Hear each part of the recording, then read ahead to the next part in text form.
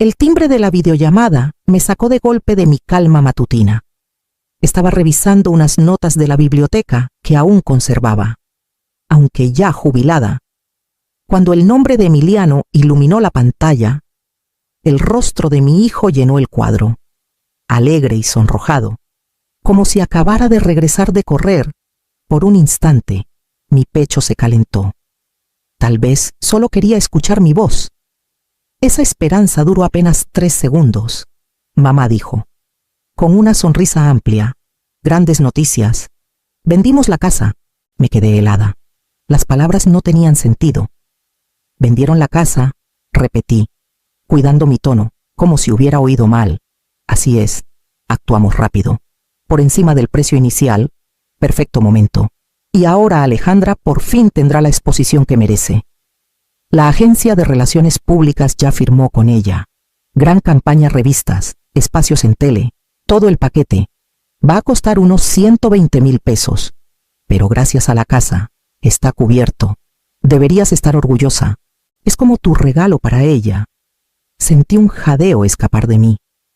Mi casa, mi hogar. Años de esfuerzo plasmados en ladrillos y piedra, convertidos en un cheque para la vanidad de alguien más.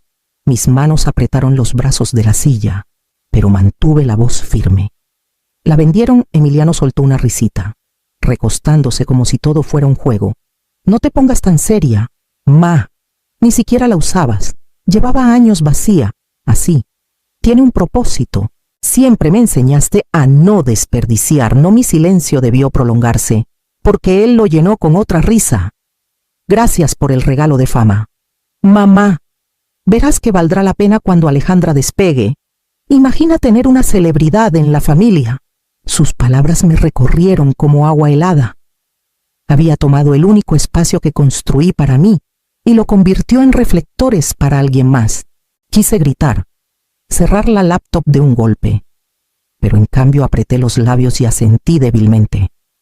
Con la máscara entrenada de una madre que hace mucho aprendió a tragarse las tormentas, bien dijo él. Aliviado por mi calma, sabía que lo entenderías. Colgué con el corazón latiendo fuerte, mirando la pantalla en blanco mucho después de que su rostro desapareció. Sabiendo que esto no terminaría ahí, tras la llamada, me quedé en silencio, con las palmas presionadas contra el escritorio, como si pudiera estabilizarme anclándome a la madera. La palabra vendida resonaba en mi mente, desenterrando recuerdos que había guardado con cuidado. Tenía 43 años cuando compré la casa. Emiliano aún estaba en la universidad, y cada peso se sentía más escaso que el anterior. Mi esposo se había ido hacía casi una década, y yo había aprendido a vivir con duelo y garra. Hubo noches en que tomé turnos dobles en la biblioteca, catalogando hasta que me dolían las manos, solo para pagar la colegiatura. Las vacaciones eran lujos que nunca tocamos.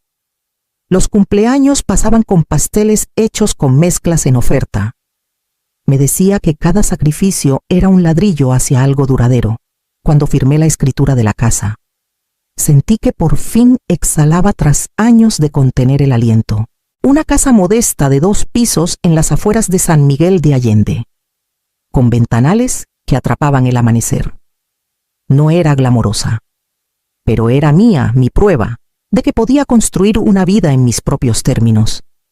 Recuerdo haber girado la llave ese primer día y susurrar en las habitaciones vacías: lo logramos. La amueblé despacio, con mesas de segunda mano, estantes llenos de libros, cortinas que cosí los fines de semana. Cada rincón llevaba mis huellas. Cada decisión era silenciosa, pero intencional. No era solo una propiedad. Era mi refugio, el lugar donde al fin me permití descansar sin culpa. Que Emiliano la descartara como sin usar dolió más de lo que esperaba. Él nunca vio las noches en que me senté a esa mesa de cocina, equilibrando cuentas con una calculadora y una plegaria. Nunca sintió el peso en mis huesos el día que cargué las bolsas del mercado, colina arriba, tras 3 camiones y una tormenta. La casa era esos esfuerzos hechos sólidos, Imaginarla transformada en combustible para la búsqueda de atención de Alejandra se sentía como un borrón, no solo de ladrillos y vigas, sino de los años que sangré para construirla. Y aún así, bajo el dolor, algo más se movió, un recordatorio de que una vez me había preparado para esta posibilidad. La casa no fue lo primero que cedí por Emiliano, solo lo más visible. Mirando atrás, veo el rastro de sacrificios esparcidos como migajas. Cuando era niño, pagué sus cuotas de fútbol apilando libros extra después del cierre. Con la espalda adolorida bajo las luces fluorescentes, más tarde, en la universidad. Cargué con sus préstamos cuando no podía mantener su trabajo de medio tiempo. Le dije que no se preocupara, que la educación valía más que el orgullo. Las deudas nunca terminaban, solo cambiaban de forma. Una tarjeta de crédito aquí, una reparación de coche allá, una vez, cuando la neumonía lo dejó en cama. Vacié casi la mitad de mis ahorros para cubrir su hospitalización. Me agradeció entonces, con voz débil por la fiebre, pero al recuperarse, la gratitud se evaporó como vapor. Las peticiones volvieron, disfrazadas de necesidades, y yo seguía respondiendo. Me decía que eso hacían las madres. Nunca pedí reconocimiento. Creí que mi amor sería suficiente para recordarle dónde estaba su base. Pero con cada rescate silencioso, algo en él cambió. Dejó de ver la ayuda como un regalo y empezó a tratarla como su derecho.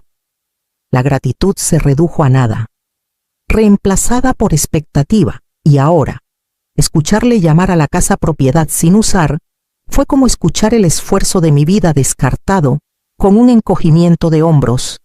Para él, era solo un activo ocioso, una herramienta para liquidar.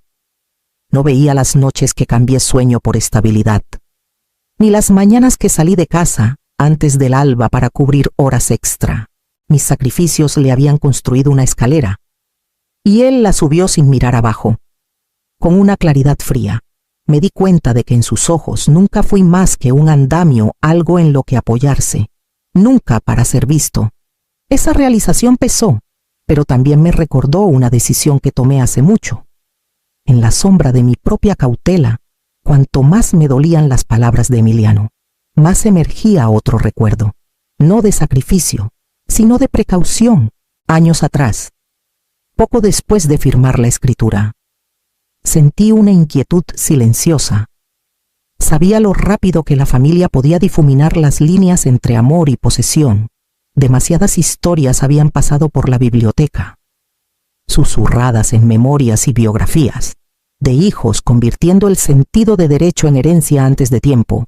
Así que tomé una medida que Emiliano nunca supo, con la guía de Javier Morales. Creé Fideicomiso San Miguel, una entidad que solo existía en papel, pero tenía peso legal. Fue un proceso tedioso, lleno de formularios, firmas notariadas y reuniones nocturnas en la oficina de Javier. En ese momento, me dije que era solo una precaución, una capa extra de protección por si llegaba la enfermedad o una disputa. Nunca imaginé que la necesitaría. Ahora, encendí mi vieja laptop, la que aún zumbaba demasiado al arrancar, y abrí la carpeta encriptada que Javier había preparado. Ahí estaba la escritura de la casa, transferida limpiamente al fideicomiso años atrás. Cada declaración de impuestos, cada confirmación, cada renovación. Mi nombre no aparecía en ningún documento de propiedad activa. La casa no era mía como individuo, pertenecía al fideicomiso. Eso significaba que Emiliano y Alejandra no habían vendido mi casa. Habían intentado vender algo que ni siquiera estaba legalmente en mis manos para dar. Habían falsificado firmas, tergiversado la propiedad y cometido fraude bajo la ley estatal. Mi corazón latía fuerte, no de miedo, sino por el cambio repentino de poder. Pensaron que me habían despojado de mi refugio, pero en realidad habían caído de cabeza en una trampa que puse sin saber que algún día la necesitaría. Me recosté, mirando el brillo de la pantalla, con los bordes de la rabia enfriándose en resolución. Por primera vez desde la llamada, Sentí el suelo firme bajo mis pies y sabía exactamente a quién debía llamar después. Javier contestó al segundo timbre, con voz áspera pero firme. El sonido de un hombre que había visto demasiadas tormentas para sorprenderse por otra. Carmen dijo: «Ha pasado un tiempo. ¿Qué tienes en mente?» No perdí tiempo con charlas. Las palabras salieron en un tono bajo y cortante. Emiliano había llamado. La casa estaba vendida y el dinero ya alimentaba la escalada de Alejandra hacia la notoriedad. Por un momento, solo hubo silencio en la línea. Luego, Javier exhaló. Una risa seca sin humor. «¿Intentaron vender una propiedad del Fideicomiso San Miguel?», preguntó. «Así es», dije. «Falsificaron mi firma. Pensaron que la casa aún estaba a mi nombre». «Vaya», respondió. «Se metieron solos en un incendio legal. Falsificación, fraude, tergiversación de activos corporativos. Esto ya no es una pelea familiar. Es un delito». La palabra pesó, pero en lugar de inquietarme, despejó la niebla. Delito, no solo traición o egoísmo, algo más grande, algo que traía consecuencias que no tenía que fabricar yo misma. «Puedo redactar el amparo hoy», continuó Javier. «La venta es inválida. Los fondos pueden congelarse y el comprador quedará atrapado en este lío, lo que pondrá presión sobre tu hijo y sus encantadores suegros. Necesitaremos notariar y presentar en la oficina del registro. Pero es directo». Cerré los ojos brevemente, con alivio recorriéndome. «Hazlo», dije. «Quiero que sea limpio, sin gritos, sin súplicas, solo hechos». «Esa es la belleza del papeleo», dijo Javier, con voz irónica. «No necesita gritar, solo está ahí, innegable. Repasamos detalles, nombres, fechas, firmas que nunca escribí. Cada línea era otro ladrillo en el camino que los llevaría directo a un ajuste de cuentas. Mis manos no temblaron mientras tomaba notas. La rabia no tenía lugar aquí. La planificación sí. Cuando colgué, el silencio de mi departamento se sentía diferente, menos como duelo, más como preparación. No estaba indefensa.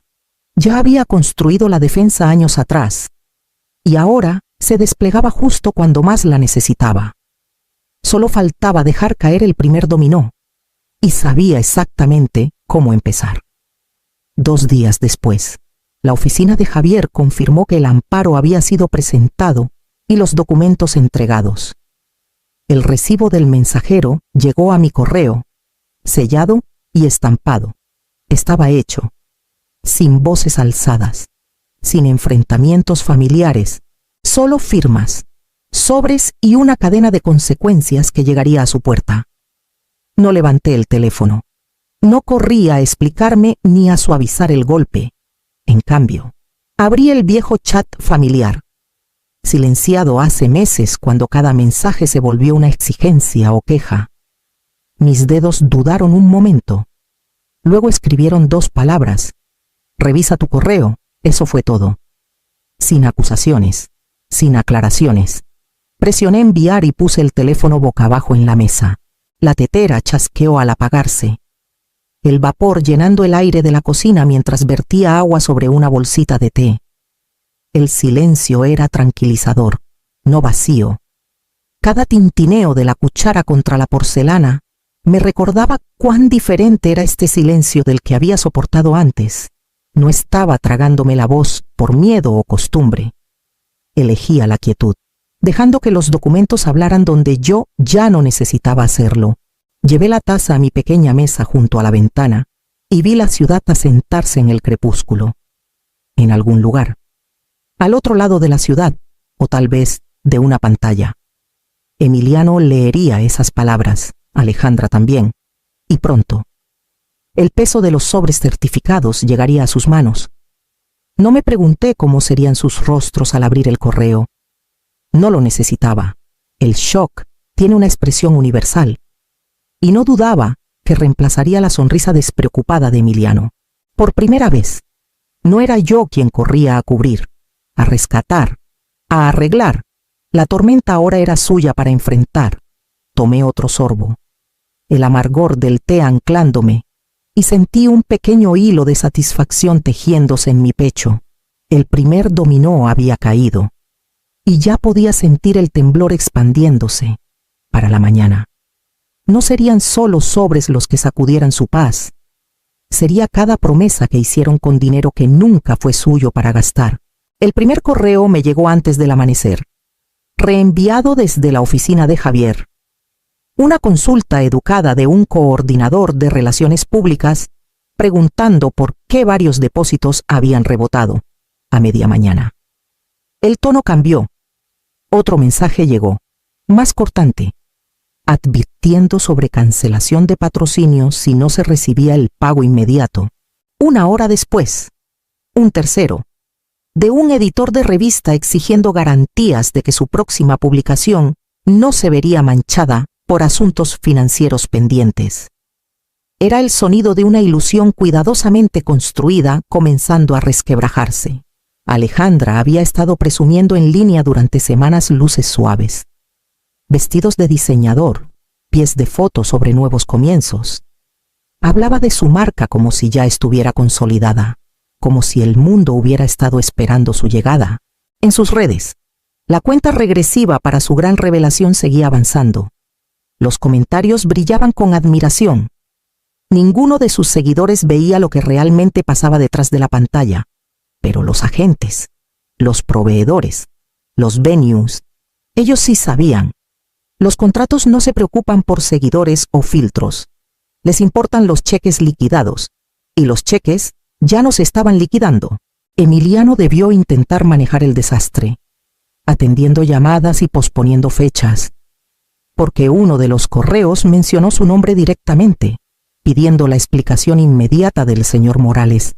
Lo imaginé caminando de un lado a otro, buscando mentiras, dándose cuenta demasiado tarde de que el encanto no paga facturas. Aún así, los Morales seguían publicando. Daniela compartía fotos de copas de champán alineadas. Alejandra escribía sobre su increíble viaje. El show seguía. Aunque el suelo del escenario se derrumbaba bajo sus pies, no dije nada. No necesitaba hacerlo. Cada pago congelado, cada contrato retirado, cada llamada de pánico era más fuerte que cualquier cosa que pudiera haber dicho. Para la noche, Javier me envió una última actualización. Varios proveedores amenazaban con acciones legales propias. El sueño que robaron de mí para alimentar se disolvía en tiempo real. Y el colapso apenas comenzaba. La llamada llegó tarde, pasada la medianoche, cuando la ciudad estaba en calma y la única luz en mi departamento venía del brillo del teléfono. El nombre de Emiliano parpadeó en la pantalla una y otra vez, hasta que finalmente contesté. Su voz estalló antes de que pudiera hablar. Mamá, ¿qué hiciste? ¿Te das cuenta de lo que empezaste? Los contratos de Alejandra se están cayendo. Nos estamos ahogando. Tienes que arreglar esto. Dejé que el silencio se alargara. Calma contra su pánico. Cuando hablé, mi voz era firme. No inicié esto, Emiliano. Lo hiciste tú cuando falsificaste mi firma y vendiste lo que nunca fue tuyo.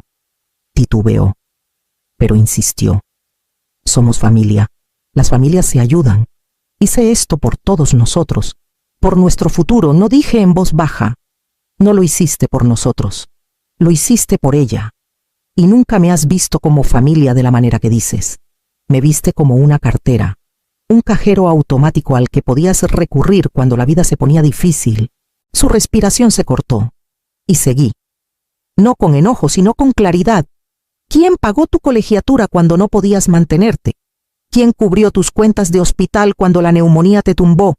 ¿Quién saldó tus tarjetas, tus reparaciones de coche, tus deudas que ni siquiera admitiste en voz alta cada vez? Estuve ahí. Te salvé sin decir una palabra. ¿Y ahora llamas robo un regalo? No había nada en la línea más que su respiración, superficial e irregular. El silencio dijo más que cualquier excusa. Por primera vez, sentí el peso cambiar. Él sabía que tenía razón. No cedí. No suavicé mis palabras ni ofrecí rescate. Colgué con un clic suave. Puse el teléfono a un lado y me quedé en la quietud, sabiendo que esta vez la tormenta no lo esquivaría, sino que lo atravesaría. Y para la mañana, No solo era Emiliano quien llamaba, era el mundo exterior empezando a cerrarse sobre ellos. No tomó mucho para que la historia se esparciera. El titular apareció primero en sitios de noticias locales. Luego escaló a medios regionales, Familia Local, acusada de fraude inmobiliario para financiar campaña de influencer de 120,000 pesos, debajo. Una foto de Alejandra, posando en una de sus sesiones escenificadas, un vestido de seda. Una copa de champán se burlaba de ella más que cualquier pie de foto. La comunidad cambió rápido. Los comentarios llovieron, risas afiladas, la simpatía desvanecida. Lo que una vez fue admiración curada por su marca se convirtió en burla. Los patrocinios cayeron de la noche a la mañana. Las mismas empresas que alguna vez prometieron portadas, ahora emitían comunicados para proteger sus nombres en la corte. El colapso se volvió oficial. Las firmas falsificadas se mostraron. El rastro de papel limpio y condenatorio. Me senté en el estrado y hablé claro fechas, cuentas, registros. No necesitaba adornar. La evidencia hablaba más fuerte que cualquier emoción. Emiliano estaba en la mesa de la defensa. Pálido y con ojos hundidos. Alejandra se movía en su asiento. Su confianza habitual despojada. Ni siquiera Daniela me miró a los ojos. Cuando el juez se inclinó hacia adelante, la sala se aquietó. Señor Morales, señora Ramírez, no solo rompieron la ley, rompieron la confianza, falsificaron su firma y trataron el trabajo de su vida como un cajero automático familiar. Cuando hicieron eso, perdieron el derecho a llamarse su familia. El martillo sonó una vez, final y frío. Se presentaron cargos. La sentencia vendría después. Me levanté, recogí mis cosas y pasé entre las cámaras, los reporteros, las miradas. No me sentía triunfante. Lo que sentía era más simple, más firme. Era libre. Y con esa libertad vino el suave tirón hacia un último lugar al que necesitaba ir, la casa misma. La casa lucía igual que el último día que caminé por sus puertas. Las persianas aún tenían la misma pintura descascarada. Los pisos aún crujían en los mismos puntos. Y los estantes aún sostenían los libros que apilé hace años. Pero mientras pasaba de cuarto en cuarto, sentí la distancia entre la memoria y la pertenencia. Ya no era un refugio, era solo una casa, llena de ecos de quien solía ser. Me detuve en la barra de la cocina. El lugar donde tantas cuentas fueron equilibradas, comidas preparadas, cartas escritas. Lentamente, saqué el llavero de mi bolsa y lo dejé ahí. El gesto no fue dramático, solo silencioso, mi manera de soltar el peso que cargué demasiado tiempo. De vuelta en San Miguel de Allende, me senté con el teléfono en la mano y desplacé los nombres que me habían atado en silencio por años. Emiliano, Daniela, Alejandra. Cada eliminación se sentía como quitar una piedra de mi pecho. Abrí una nueva cuenta en una cooperativa pequeña, desvinculada de todo y todos del pasado. Por primera vez, cada peso era solo mío. La llamada llegó una semana después. Un detective me informó que, desde que mi caso llegó a las noticias, otros habían dado un paso al frente, hijos que habían sido drenados por sus familias, firmas robadas, cuentas vaciadas. Mi historia había roto algo. Cuando colgué, me quedé quieta un buen rato. Una sonrisa se abrió paso en mis labios. No por victoria, sino por reconocimiento. No había destruido a mi familia. Ellos lo hicieron solos. Todo lo que hice fue dejar de protegerlos del humo de su propio fuego. Y en esa verdad, finalmente encontré paz.